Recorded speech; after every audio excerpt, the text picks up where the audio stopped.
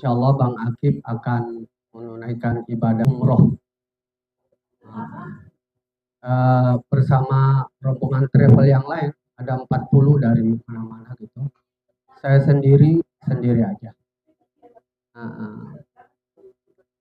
Jadi setelah dilihat ayat yang mengatakan bahwa Allah akan memberangkatkan orang-orang yang memenuhi persyaratan, dalam hal ini kemampuan untuk datang ke Ka'bah itu, ini pengetahuan juga nih, ada 4. Jadi ada 4 sebab orang bisa datang ke tanah suci. Ada 4 sebab orang bisa datang ke tanah suci. Belum, ini cerita dulu. Ya.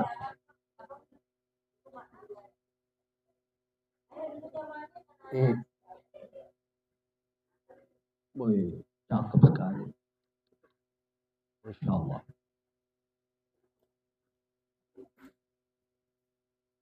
Pertama itu orang bisa ke tanah suci karena sebab nasab. Sebab nasab ini karena orang tuanya adalah orang yang punya, orang kaya, maka dia memberangkatkan anaknya ke umroh. Dan itu bisa terjadi. Nah, jadi anaknya naik ke Mekah itu karena sebab nasab.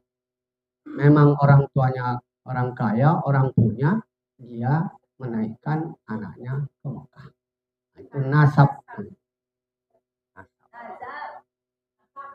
Kalau ada juga nazar, dengan sebab nazar, iya, nasab turunan. Kalau ini nazar, maksudnya misalnya nih, Budian, kalau nanti rumah saya yang di sebelah laku 15M atau 16M, saya bernazar untuk mengumrohkan 3 dosen. Gitu, misalnya. Amin. Misalnya, itu contoh nazar. Jadi itu artinya berangkat umroh dengan sebab nazar. Nah, kita biasa juga bernazar itu. Nah, kalau nanti berhasil ini, akan saya umroh. Nah, itu nazar. Dan nazar itu lebih berat loh. Lebih istilahnya di atas kewajiban itu.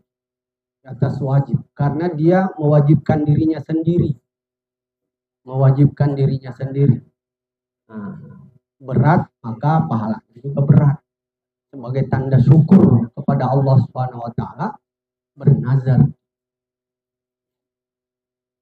Misalnya laku rumahnya atau laku tanahnya atau anaknya lulus gitu. Nanti kalau anak saya lulus akan saya umrohkan. Nah, itu artinya dia berangkat umroh dengan sebab nazar. Yang ketiga, ada orang umroh dengan sebab kasab,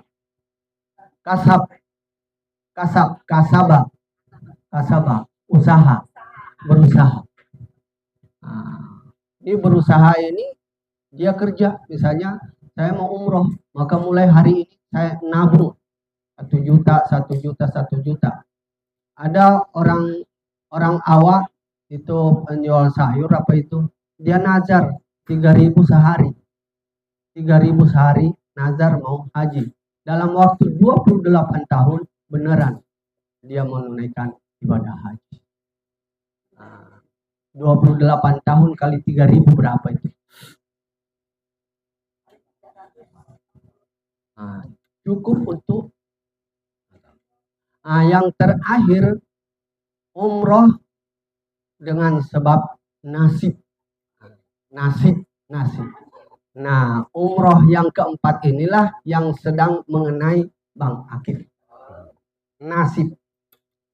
tidak pernah terpikirkan, tidak pernah ada apa ya, yang nggak ada selain daripada pernah berdoa dulu waktu umroh haji, berdoa ya Allah mudah-mudahan bisa kembali lagi. Nah itu doanya. Tapi karena sudah puluhan tahun dari 2016 ya umroh terakhir ya berarti sekitar 8 tahunan ya. Nah, tiba-tiba habis nyapu-nyapu di halaman, naik ke atas, duduk-duduk, berdering telepon. Assalamualaikum, Ustadz. Lagi di mana Ustadz? Ya di rumah Bu. Lagi di rumah. Oh, alhamdulillah. Ada apa Bu? Ada apa? Kata gini Ustadz, katanya. Gini Ustadz, saya niat mengumrohkan Ustadz. Oh, kaget kita ya, kaget kan? Kaget. Bu ini berita apa ini Bu? Berita apa ini Bu? Saya ini kayaknya deg-degan aja gitu. Ustadz bisa berita baik itu, berita baik Ustadz. Sekarang katanya nanti saya hubungkan travel ya Ustadz supaya tanya-tanya apa yang harus dilengkapi. Nah, diteleponlah, dihubungkanlah dengan travel itu kan. Dilalah yang punya travel itu teman saya juga.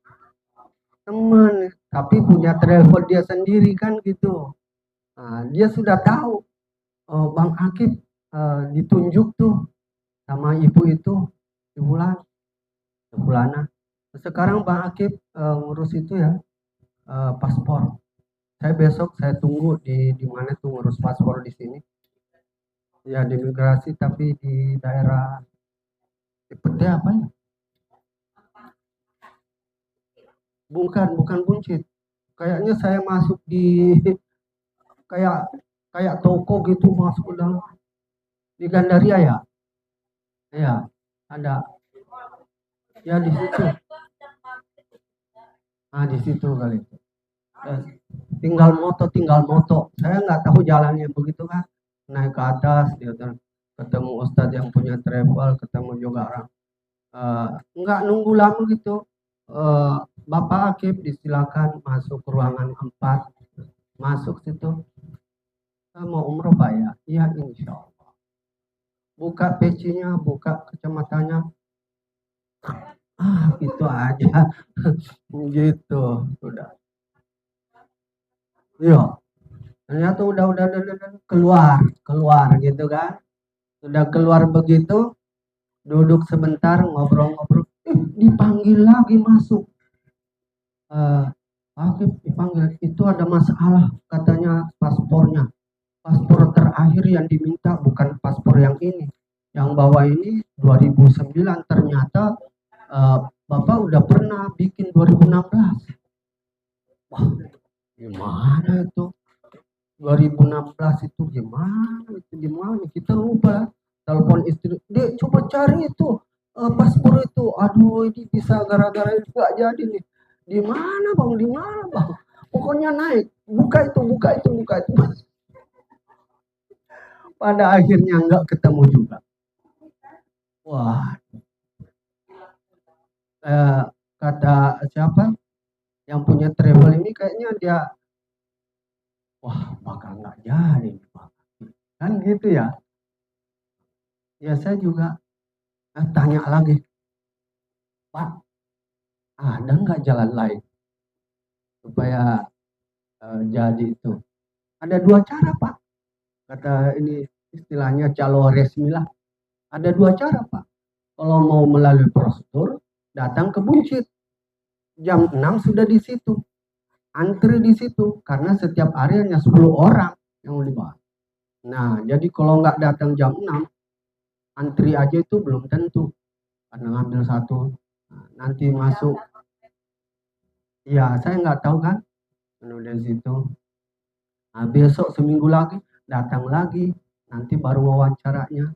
Habis itu, minggu lagi baru difoto. Ya, nggak berangkat dong saya kan. Rencananya tanggal 19, Pak. Ya kalau saya bolak-balik begitu, kayaknya nggak bisa. Nah, kalau mau cara yang kedua, memang agak tinggi katanya. Agak tinggi dari biasanya. Ya berapa? Ya 3,5 juta. 3,5 juta. Gitu ya. 3,5 juta.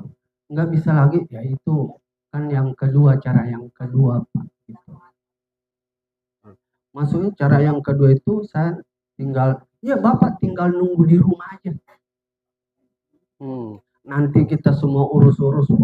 Pokoknya ada yang datang ke rumah. Pokoknya tinggal manis saja. Dek, 3,5 juta dek, ada nggak? Ada. Ya insya Allah bang, ambil aja. Lumayan itu, daripada nggak jadi umroh. Jadilah, jadi.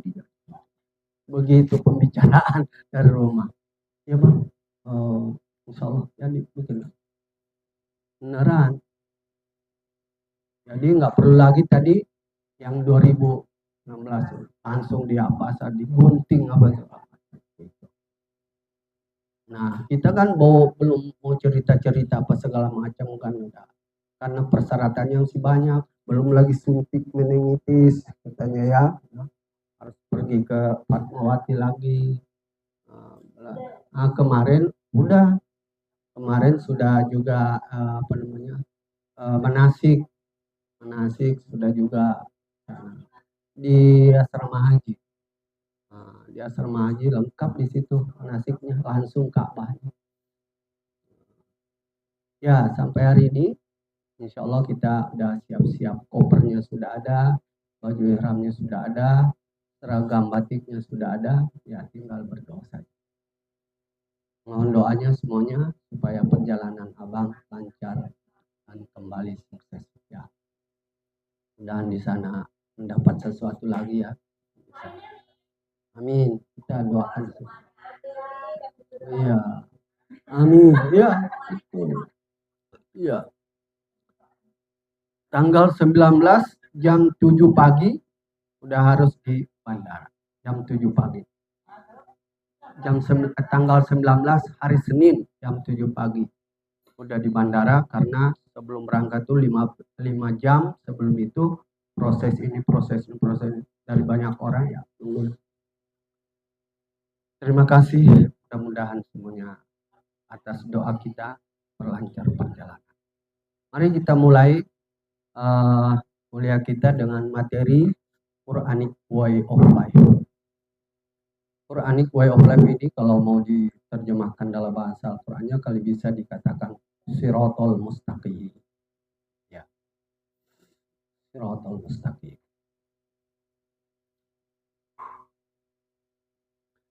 Nah, materi ini sebenarnya lanjutan dari materi sebelumnya tentang nama-nama Al-Quran. Nama-nama Al-Quran ini kalau diperhatikan sebenarnya adalah juga menunjukkan sebuah jalan untuk kembali dari Allah kembali kepada Allah. Sebagai orang beriman yang menyadari hidupnya akan kembali kepada Allah, maka dia harus menempuh suatu jalan yang disebut Sirotol Mustaqim. Dalam hal ini Sirotol Mustaqim itu adalah tidak lain daripada nama-nama Al-Quran itu sendiri yang mempunyai nama yang berbeda-beda. Nah, setelah diperhatikan, setelah abang renungkan, sepertinya yang abang buat ini, khusus abang belum pernah melihat di kitab mana yang menyatakan bahwa nama-nama Al-Quran itu adalah way of life atau Sirotol Mustaqim dalam perjalanan hidup manusia untuk kembali kepada Allah. Nah, mari kita lihat tangga pertama.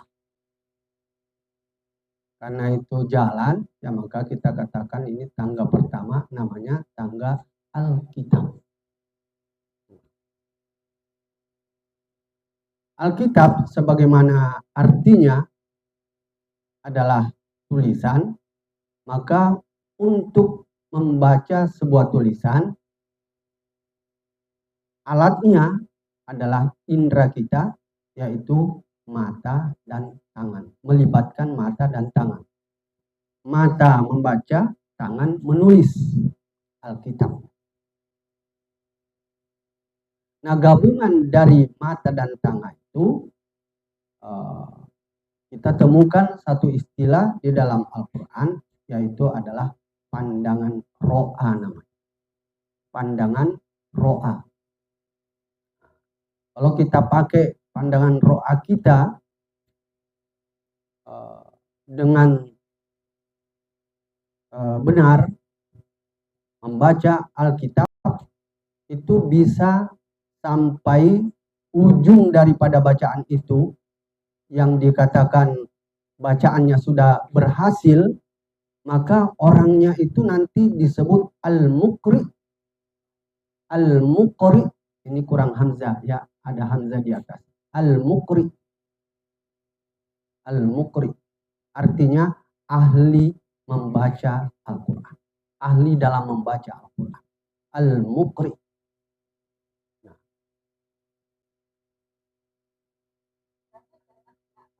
Ya, hamzahnya di atas ya. Al-muqri, al-muqri. Pembacanya itu qori. Al-muqri, ahli pembaca, ahli membaca Al-Quran. Iya. Nah, kalau kita lihat kepada diri kita, maka kita bisa mengevaluasi diri kita, apakah layak sudah disebut al-muqri atau belum. Itu terpulang kepada kita melihat bagaimana cara kita membaca Al-Quran. Kalau dicontohkan bacaan al-muqri ini, kira-kira sudah sampai bacaan murattal. Murattal. Murattal. Jadi kemampuan membacanya itu sudah tingkat murattal namanya. Tidak terbata-bata lagi. Iya, seperti bacaan imam di Masjidil Haram. Nah, itu sudah disebut muqri, bacaannya sudah murattal. Enak didengarnya. Dengan suara yang indah.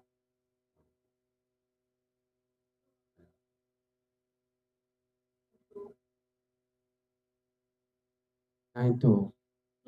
Jadi kalau mau mendengarkan bacaan yang dari muqri dengan bacaan murattal, maka sering-seringlah mendengar bacaan imam daripada Imam Masjidil Haram atau Imam Masjid Madinah. Nah, itu sudah melalui tes ya. Ternyata untuk menjadi imam di Masjidil Haram itu tidak mudah. Karena semua persoalan bacaan, termasuk ada ilmunya juga, ilmu tajwidnya, ilmu makharijul hurufnya, ilmu sifatul hurufnya, harus lengkap. Ditambah lagi suara yang bagus, ya, nagotnya yang bagus, lagunya yang bagus, nah baru bisa. Dan kalau orang sudah menjadi imam Masjidil Haram, di situ dia tidak boleh lagi mempunyai kegiatan-kegiatan yang lain, kecuali hanya fokus, karena bergantian itu ada 5 waktu bergantian, fokus di situ aja. Nah, untuk supaya imamnya tidak kemana-mana lagi, maka segala sarana prasarana kebutuhan dia dan keluarganya tercukupi. Maka saya dengar bahwa gaji seorang imam di Masjidil Haram itu melampaui gaji seorang menteri di sana. Jadi lebih tinggi gaji imam di sana daripada menterinya sendiri. Nah, karena ya pilihan dunia kan, pilihan dunia. Wajar. Jadi lengkap dengan pengamanannya. Lihat saja kalau imam masuk Masjidil Haram itu, pengawalannya luar biasa ketat. Jadi ya bisa-bisa di atas para menteri itu.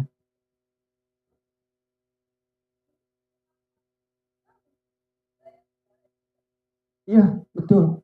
Saya dengar-dengar itu dari Pak Nasar itu 40 juta itu bisa. Ya.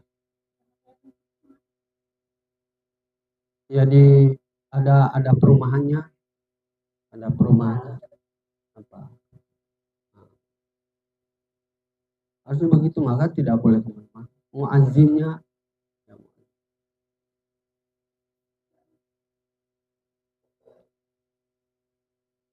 Nah, jadi kalau kita melihat diri kita, khususnya di Hubadipa, kelihatannya belum ketemu ya. Belum ketemu mukri, baru berjalan menuju ke sana. Ya, kalau contohnya Bang Akib, berarti yang lain belum masuk begitu. Enggak. Bang Budi bagus, Bang Karim udah bagus, udah layak jadi imam,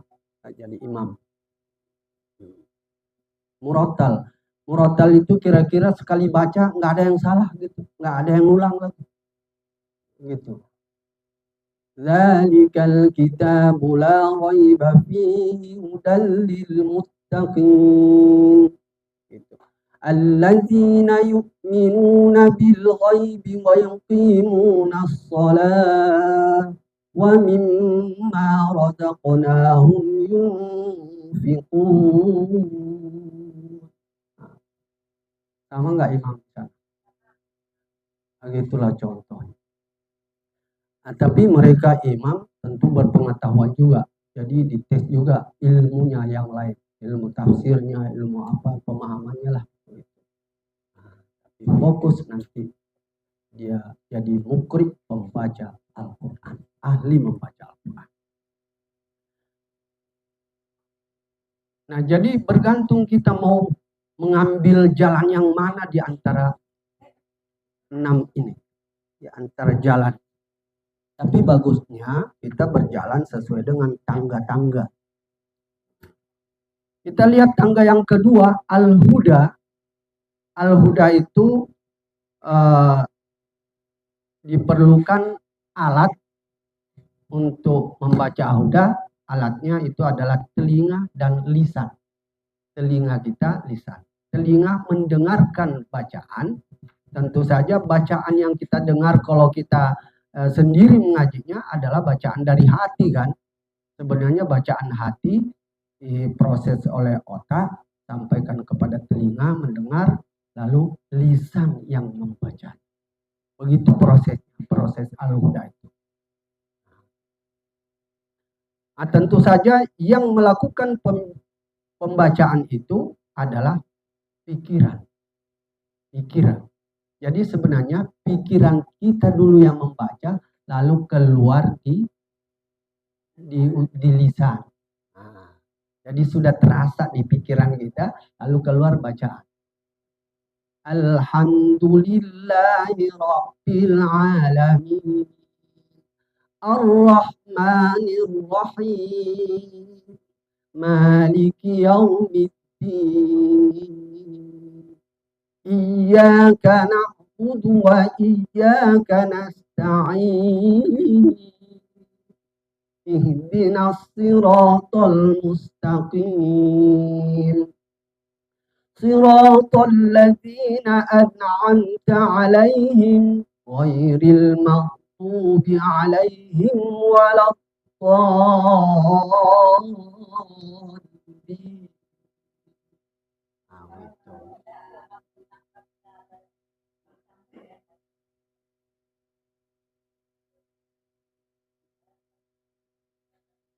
Ya harus nyambung. Ya, betul. Betul. Nah, kemudian kalau orang menggunakan pikirannya itu selalu meneliti bacaan yang tadi, bacaan Alkitab itu, memperhatikan arti-arti daripada ayat yang dibaca itu, terutama dalam hal ini ayat-ayat yang akan menjadi petunjuk dalam kehidupan, maka nanti ujung daripada pembacaan tingkat Al-Huda ini menciptakan manusia-manusia yang ahli di bidangnya, yaitu disebut al-fuqaha.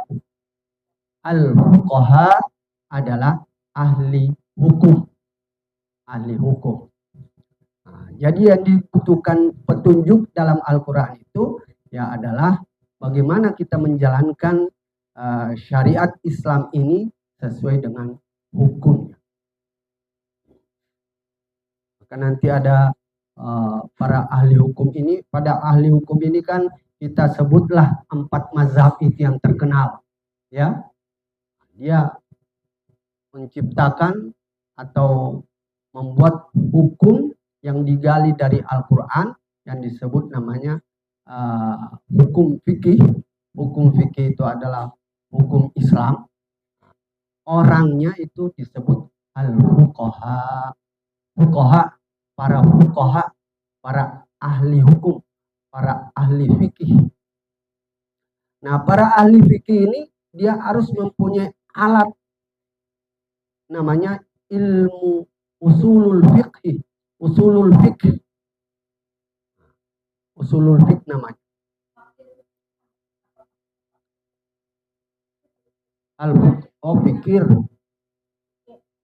Pikiran dia membaca Alkitab dalam tingkat Al-Huda. Jadi tingkatan kedua membaca ini namanya Al-Huda. Dengan cara membaca lewat pikiran.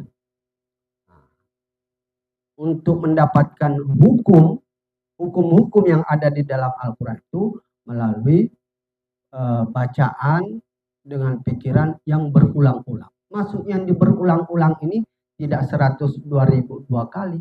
Mengulang-ulangnya itu kalau di total bisa-bisa 10 tahun itu mempelajari. Kan ini ada 6 tingkat. Kalau umur umatnya Nabi 60 tahun, maka diperlukan waktu setiap tangga itu adalah 10 tahun. Mau menjadi mukri, ya belajar Al-Quran 10 tahun. Mau menjadi faqih, ahli hukum, ya 10 tahun lah. Ya.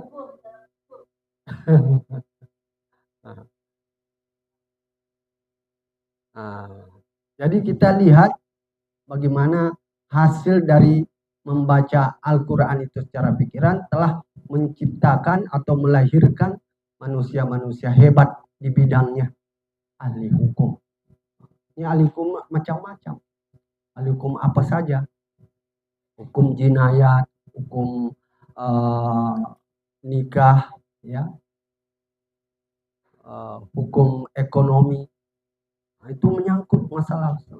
Semua masalah hukum dikupas oleh para ahli hukum. Luar biasa. Hukum waris dan juga. Dan itu ada ahlinya.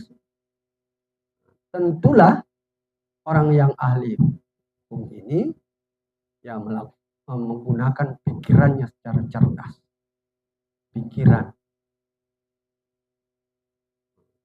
Kita tidak tahu bagaimana bentuknya pikiran itu, tapi semua kita pasti merasa bahwa kita setiap hari berpikir. Di mana posisinya pikiran itu? Wallahu a'lam. Tapi istilah dalam Al-Quran ada pikir, maka kita merasa juga bisa mikir. Jadi ada tempatnya di dalam diri kita.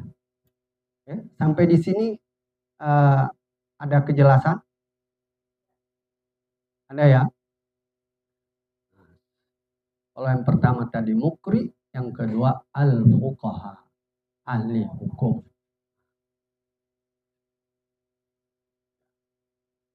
Nah, ahli hukum ini kan sesungguhnya dia juga harus ahli dalam membaca. Tapi walaupun misalnya dia belum kelas bisa menjadi imam di Masjidil Haram, tapi karena dia diberi kecerdasan, kemampuan atau kemampuan yang lain berbeda, maka dia dapat menjadi ahli hukum. Alangkah bagusnya juga kalau dia seorang ahli membaca Al-Quran, dia juga seorang ahli hukum, lengkaplah. Yang ketiga, al-bayan. Al-bayan. Angka yang ketiga, al-bayan.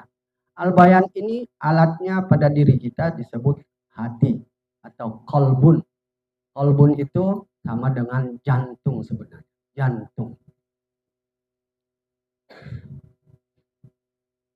Nah, kemampuan yang ada pada otak itu disebut kemampuan nazar. Nazar. Nazar. Kemampuan menalar. Menalar secara berulang-ulang ayat-ayat Al-Quran itu, ya, dia mampu menggabung-gabungkan ayat satu dengan ayat yang lainnya sehingga menjadi suatu pemahaman di dalam Al-Quran. Nanti ujung daripada kemampuan al-bayan ini dia akan melahirkan para ahli di bidangnya, yaitu yang disebut al-mufassir. Al-mufassir, ahli tafsir. Ahli tafsir. Nah, menurut persyaratan jika seorang mau jadi ahli tafsir atau menafsirkan Al-Quran itu diperlukan 15 persyaratan. Yang pasti dia harus ahli bahasa Arab. Ahli dalam bahasa Arab dengan segala perangkatnya, ada istilahnya nahwu sorof, ada balago, ada al-bayan sendiri, ada ilmu badi, mantik, ada 15 itu persyaratan untuk menjadi seorang mufassir. Ya, yang kita kenal di Indonesia ya Pak Quraisy Shihab, ya kan, ahli tafsir. Nah, itu ya harus harus menguasai namanya ilmu asbabun nuzul.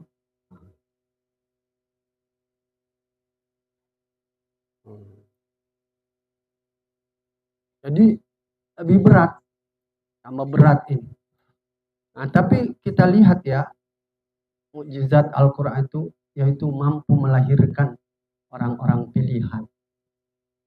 Jadi Al-Quran ini mengangkat derajat orang-orang yang mau melibatkan diri untuk mempelajari Al-Quran. Jadi betul kata Al-Quran itu, maqamam mahmuda. Iya. Jadi betul-betul mengangkat derajat. Banyak orang yang terangkat derajatnya dengan bergelut dengan Al-Quran.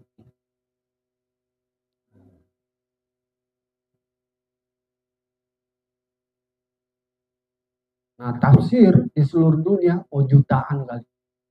Saya dengar-dengar di Mesir itu banyak ahli tafsir, doktor, gara-gara membuat tesis dari huruf-huruf Al-Quran.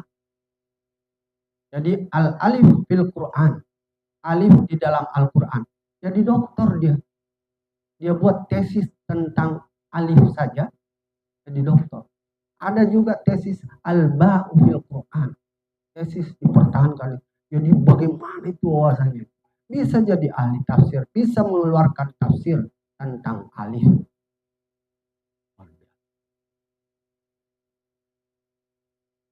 Luar biasa.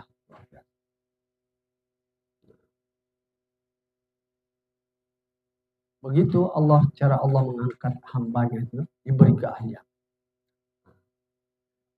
Tapi yakinlah bahwa dia mempergunakan kemampuan yang ada dalam dirinya dan disebut nazar itu, itulah yang membuat dia menjadi ahli. Ahli sebagai ahli. Yang keempat namanya al-furqan. Al-furqan.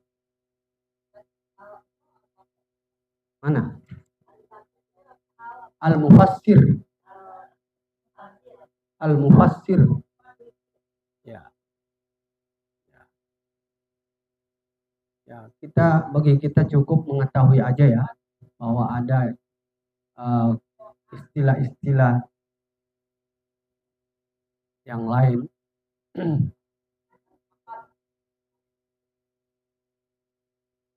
Ahli tafsir.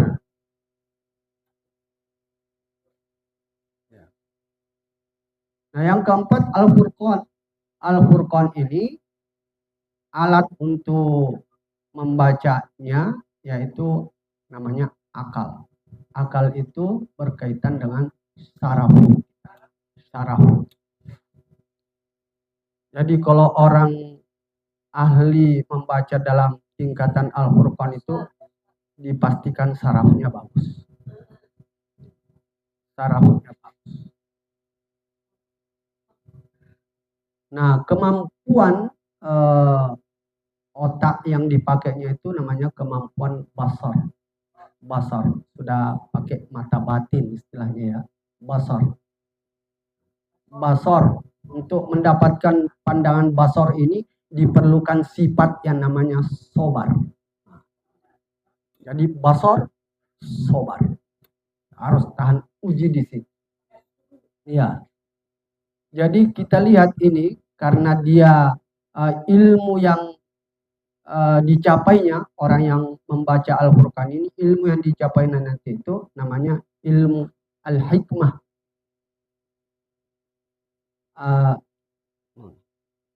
Bukan al-hikmah kali ya, al-hukama. Abang tulis itu al-hukama kalau nggak salah bang. Bukan al-hikmah, al-hukama.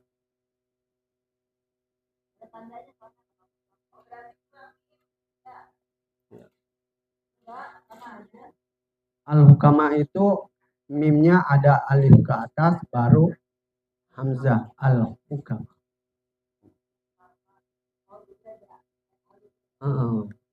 Maka di situ artinya al-hukama itu ahli hikmah. Ahli hikmah. Di sini nggak ada lagi ya? Mana pencet lagi?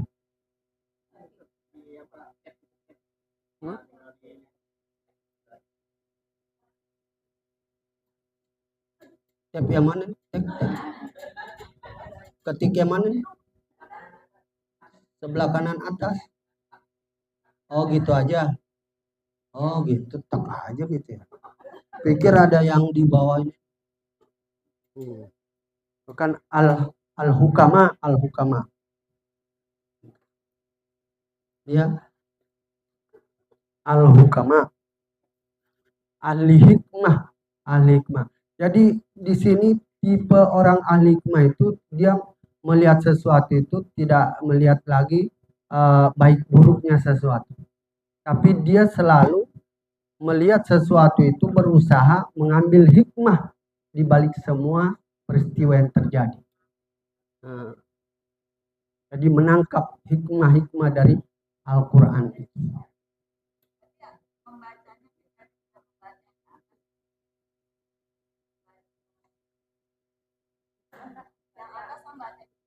Ya.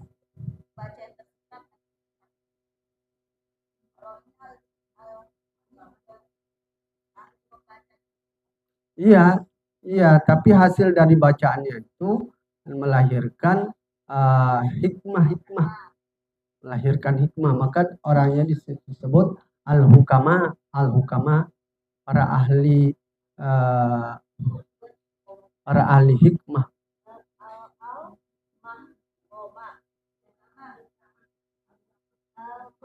Al-hukama, al-hukama.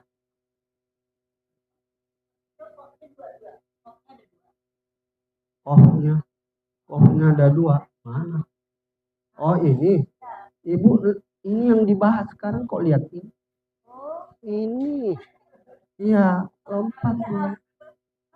Terlalu cepat jalannya. Iya. Baru kita masuk ke Al-Furqan. Iya. Ya.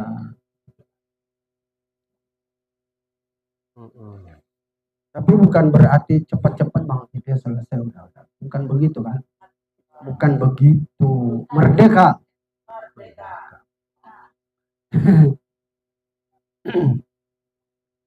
Nah, jadi di situ ya kita ulangi, bacaan Al-Furqan itu diperlukan namanya sarana, namanya akal. Kita punya akal semua kan, punya saraf semua kan, jadi ada semuanya.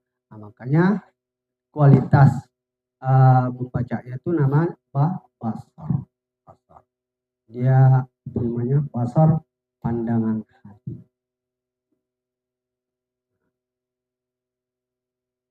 Nah, dengan membaca dengan basar itu akan melahirkan nanti satu ilmu keahlian, ya, ilmu khusus namanya al-hukama.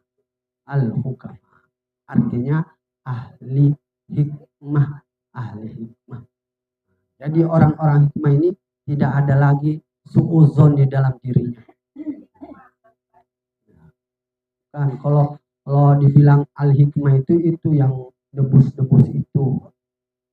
Begitu. Ini al-hukama.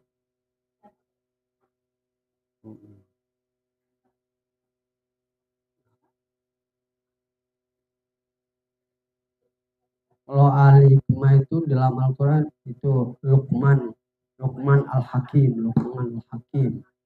Contohnya itu. Ya.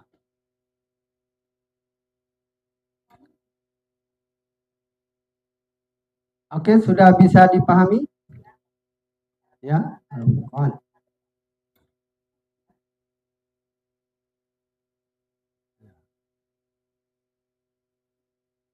Nah, sekarang yang ke 5, az-zikru. Nama Al-Quran itu salah satunya namanya az-zikru. Nah, az-zikru ini dia mempunyai alat baca itu namanya lubun.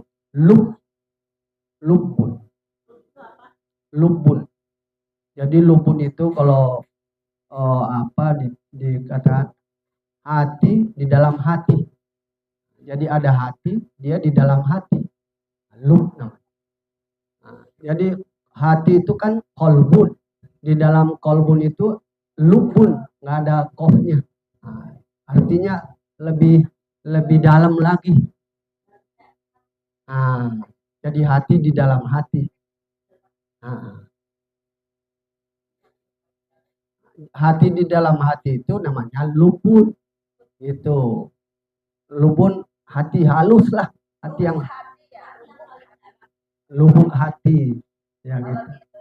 Iya, bagus ya. Lubuk hati yang dalam, hati yang dalam.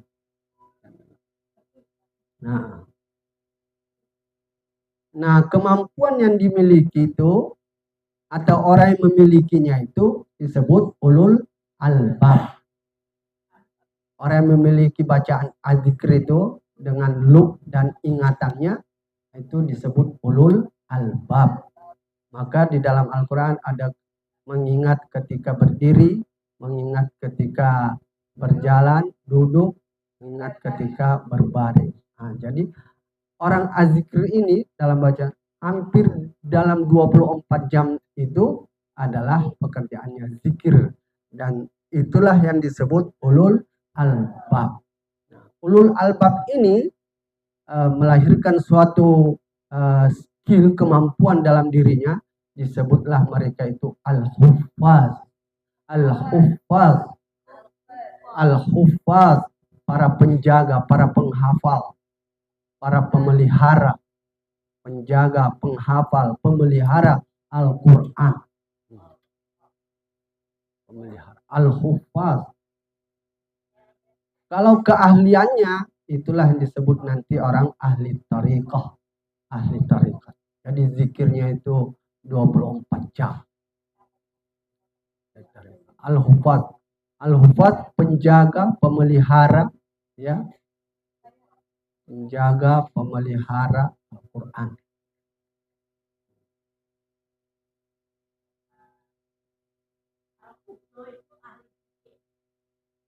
Apa Bu? Al-Hujo, enggak. Saya enggak pernah bilang Al-Hujo. Al-Huffaz.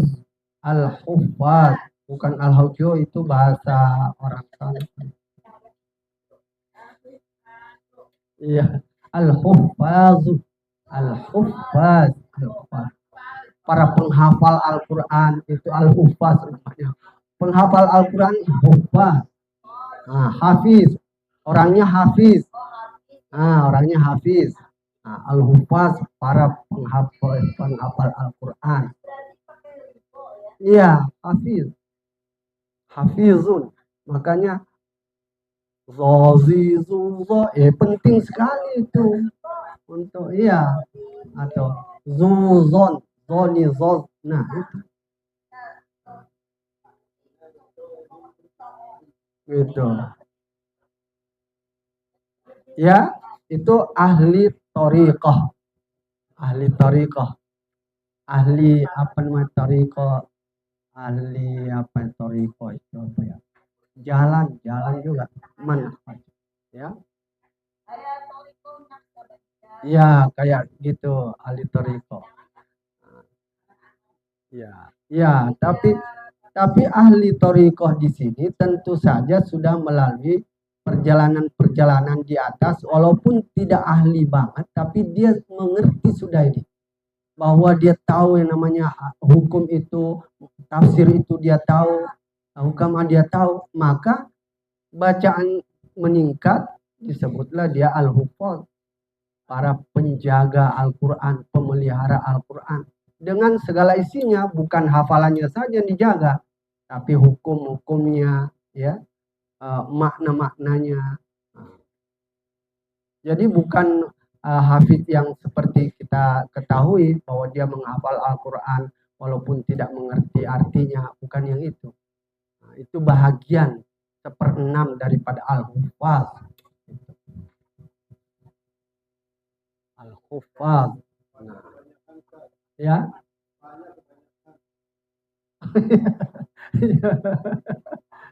Dipikir kali Bang Gandhi, Pak pertama itu sukun. Iya. Itu satu aja tapi tasdid. Ada tasdid di atas al-huffaz. Ya, walaupun tasdid itu sebenarnya 2 huruf, ini dibenerin. Jadi al-huffaz. Hilangkan satu fa-nya, lalu diganti tasdid di atas, maka al-huffaz. Di situ benar. Di sini, oh iya, sudah dirubah. Iya, betul. Ini yang salah. Makanya ini bukan al-huffaz.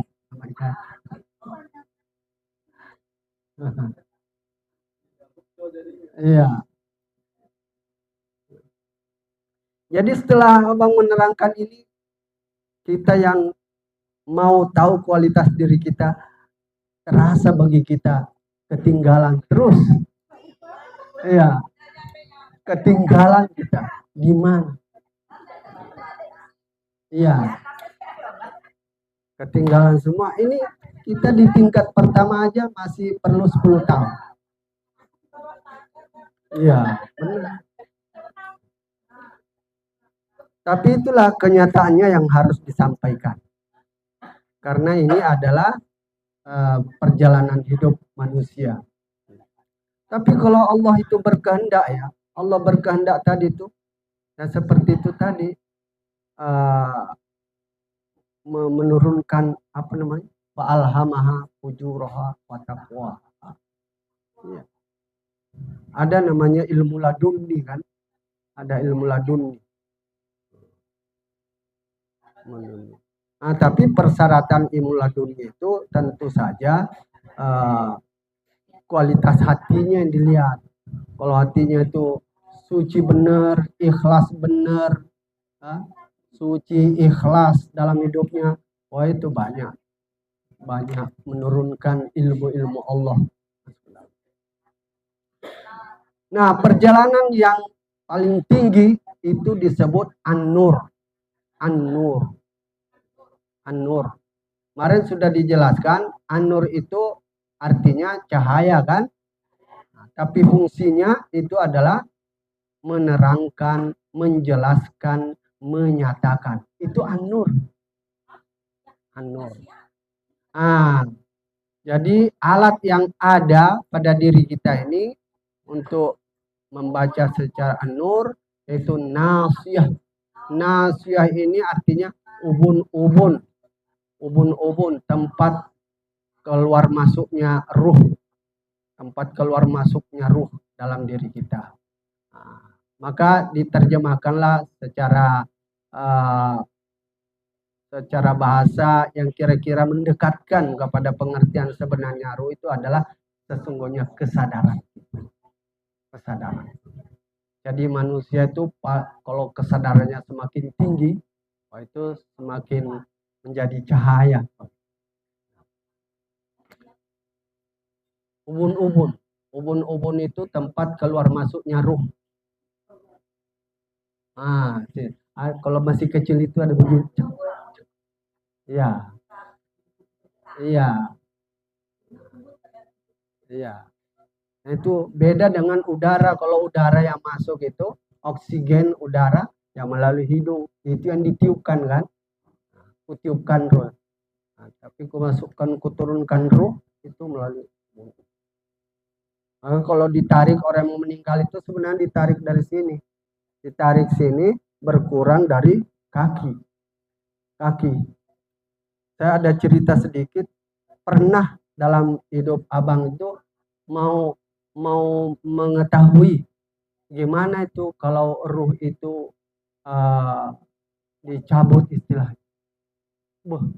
Saya minta kepada Allah. Ya, saya mau merasakan ya Allah gimana ruh itu kalau dicabut dalam diri kita. Saya meremung itu. Saya rasa dari kaki itu naik dari kaki, bener tuh kaki sampai di sini, udah sampai di sini stop jangan keterusan, udah mati semua, stop gitu. Wah, saya langsung kaget, masya Allah, tuh terasa wih.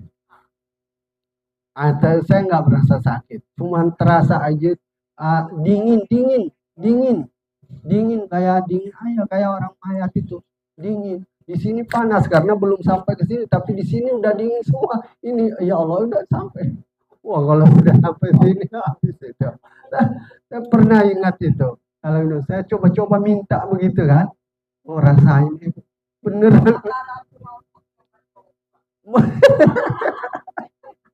Bukan, mau merasakan maksudnya ruh itu keluar dari diri kita itu kayak apa. Ya bayangan kita kan orang mati, ya keluar itu kan. Ternyata mati itu dari kaki naik gitu sampai ke sini wah nggak kuat lagi. Jangan keterusan, sudah berhenti gitu. Nah, tingkat kesadaran itu namanya sebut kemampuan ma'rifah. Udah pengenalannya ini pengenalan tingkat tinggi. Nah, pengenalan ma'rifah, mengenal Allah. Mengenal Allah.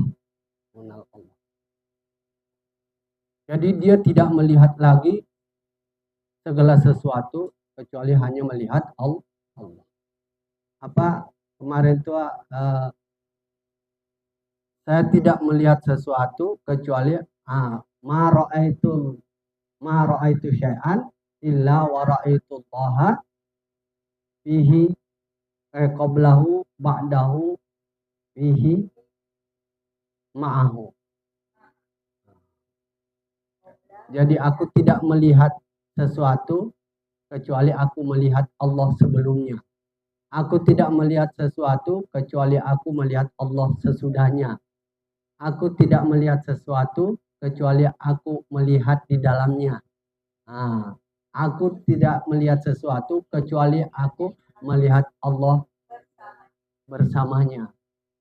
Jadi itulah la ilaha illallah. Jadi pandangannya itu sudah semuanya serba Allah. Sehingga orangnya itu disebut al-muhaqqiqah. Al-muhaqqiqah atau al-muhaqqiq. Al-muhaqqiqah. Ma'rifah al-muhaqqiqah, yaitu ahli hakikat. Jadi kalau dia melihat benda-benda apa segala macam, tahu hakikatnya apa itu. Hakikatnya apa, esensinya apa. Esensinya pasti dia melihat Allah. Enggak ada lagi, enggak ada la maujuda illallah.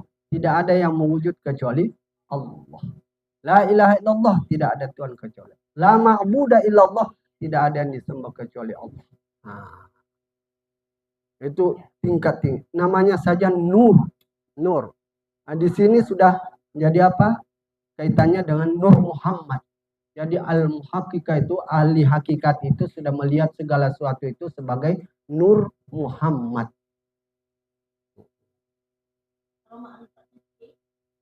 Pengenalan, mengenal. Ma'rifatullah, mengenal Allah. Mengenal Allah. Jadi esensi kehidupan ini kan adalah Allah itu sendiri. Maka disebutlah ahli hakikat.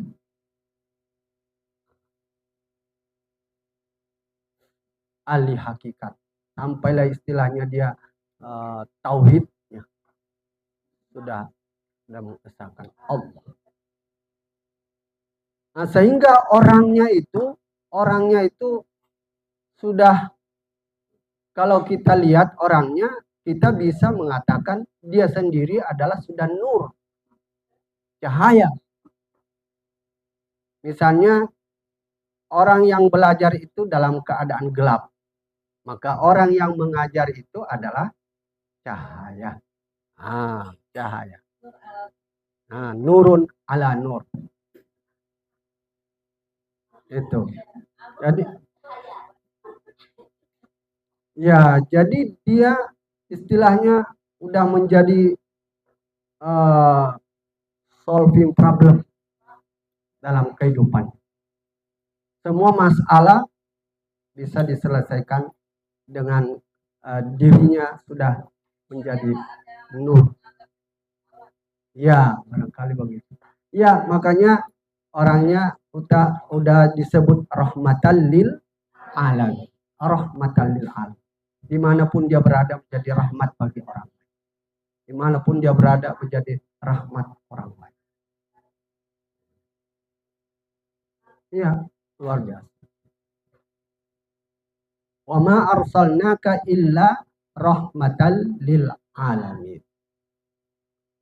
Jadi tingkat bacaan An-Nur itu terhadap Al-Quran itu menjadikan orangnya sebagai al-muhaqqiqah, sebagai ahli hakikat, dan dirinya sendiri sudah menjadi bagian daripada nurullah, nur Allah.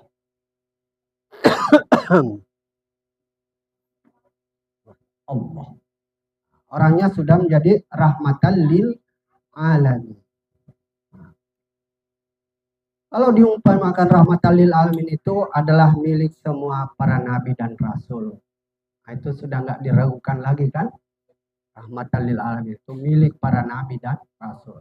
Di bawahnya ada wali-wali Allah, aulia Allah. Ada aulia Allah. Ya, Pak, termasuk ulama-ulama. Al-ulama warathatul anbiya. Para ulama yang benar, yang menjadi pewaris para nabi. Nah, itu peranannya udah bisa disebut rahmatan lil alamin. Ya.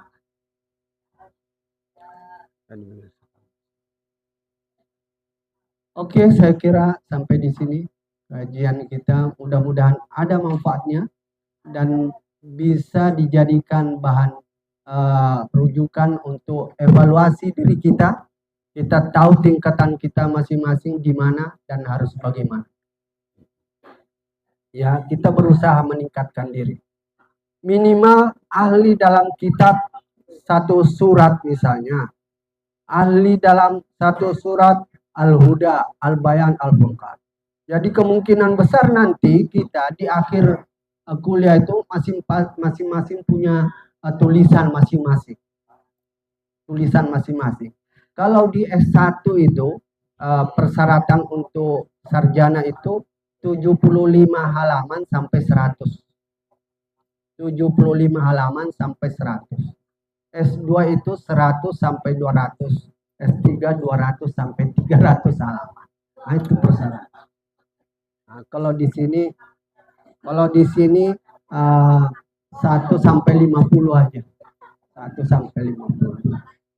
Pilih ayat yang disukai, yang apa, pokoknya yang mau dibahas, pilih. Yang berkaitan dengan apa saya pilih. Nah, itu nanti ada hasilnya. Terima kasih atas perhatiannya semuanya. Ya, mudah-mudahan ada barokah dan manfaatnya untuk selalu, insya Allah, menambah kecintaan kita kepada Al-Quran sebagai tanda kecintaan kita kepada Allah dan Rasul. Amin. Kita tutup dengan sama-sama membaca kifaratul majlis. Subhanakallahumma bihamdika asyhadu an la ilaha illa anta astaghfiruka wa atubu ilaik. Walhamdulillahi rabbil alamin.